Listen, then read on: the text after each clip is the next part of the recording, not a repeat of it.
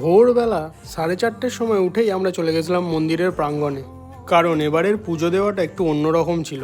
মাকে সাজানো, মায়ের আরতি, মায়ের খাওয়া দাওয়া সব কিছুই আমরা সামনে থেকে দেখার সুযোগ পেয়েছিলাম এবারে। এর আগে কোনোদিনও আমার এগুলো দেখা হয়নি বা সুযোগও হয়নি। এই নিয়ে আমি অবশ্য দুবারই এলাম মাত্র তারাপীঠে, আর দ্বিতীয়বার এসেই এত কিছু পাওয়া। তারপর পুজো টুজো কমপ্লিট করে আমরা আস্তে আস্তে বেরিয়ে পড়লাম বাইরের দিকে। আমরা যখন মন্দিরে এসেছিলাম তখন পুরো মন্দিরটাই ফাঁকা ছিল, আর এখন দেখো কত ভিড়।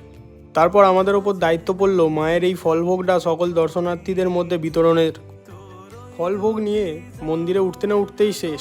তারপরে আমরা একটু ভোগ খেয়ে নিয়ে আবার বেরিয়ে পড়লাম একটু খাওয়া দাওয়া করার জন্য। আর পুলিশে ভর্তি, কারণ ভিআইপি মুভমেন্ট ছিল সেই দিন। একটু কচুরি মিষ্টি খেয়ে পেট ভর্তি করে আমরা আবার বেরিয়ে পড়লাম একটু চা খেতে, কারণ সকাল থেকে চাটাও খাওয়া হয়নি।